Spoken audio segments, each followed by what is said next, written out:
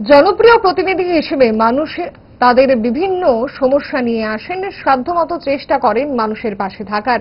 2018 সালে বিধায়ক হওয়ার পর থেকে এভাবে মানুষ আসছে। মুখ্যমন্ত্রীর সমাবেশ ও কর্মসূচির মতো অন্যান্য মন্ত্রী বিধায়করাও এই কর্মসূচি পালন করে থাকেন। এটাই নির্বাচিত সরকার এবং দলের প্রধান কাজ বললেন মন্ত্রী সুশান্ত চৌধুরী। শনিবার সকালে তিনি তার সরকারি বাসভবনে জনতার দরবার কর্মসূচিতে বসেন। সেখানে তার নির্বাচনী কেন্দ্র মজলিশপুর থেকে প্রচুর সংখ্যায় লোকজন আসেন তাদের বিভিন্ন সমস্যা নিয়ে।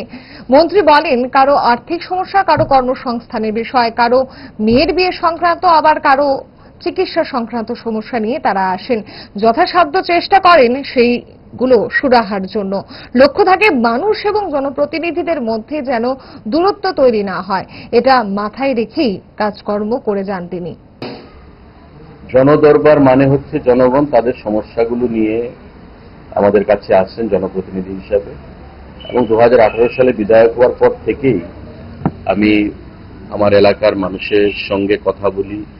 প্রতিদিনই মানুষ আসছে, কিন্তু সপ্তাহে একদিন আমরা একটা ডেট রেখেছি শনিবার, যেখানে মানুষ ভারী মাত্রায় আসে, শত শত মানুষ আসে। আমরা দেখেছেন যে আমাদের মাননীয় মুখ্যমন্ত্রী সমীপেশু যে কর্মসূচি সপ্তাহে একবার করে থাকেন, এবং আমাদের রাজ্যের মন্ত্রীরা, বিধায়করা প্রত্যেকেই যার যার বিধানসভা ক্ষেত্রে এই কর্মসূচিগুলো পালন করে যাচ্ছেন।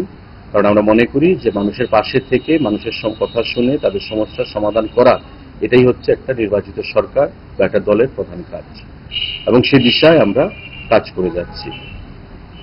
আমার এই বিধানসভা কেন্দ্র থেকে যে মানুষ আসেন আর্থিক সমস্যা নিয়ে, তাদের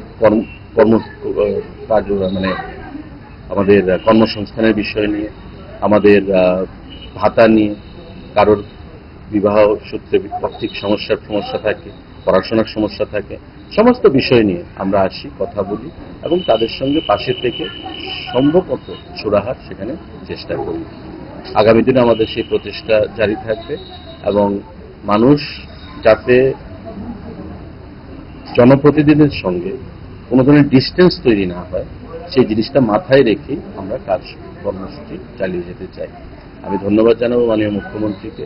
উনিও আমাদেরকে প্রেরণা যোগান, যাতে করে আমরা ওনার মুখ্যমন্ত্রী সমাবেশ যে কর্মসূচি সেটাকে অনুসরণ করে আগামী দিনে মানুষের পাশে থেকে আমরা যেন মানুষের যে সমস্যাগুলো শুনে সেগুলো সুরাহা করার বন্দোবস্ত করি, এবং এক সময়ে সমস্ত সমস্যা সমাধান করা সম্ভব নয়, কিন্তু যে সমস্ত জিনিসগুলো মানুষের বেসিক নিড, সেই বেসিক জিনিসগুলো যেন আমরা মানুষের পাশে থেকে তাদের সমস্যা সমাধান করতে পারি, সেটাই হচ্ছে আমাদের জনদরবারের সেখানে প্রধান উদ্দেশ্য এবং প্রধান লক্ষ্য।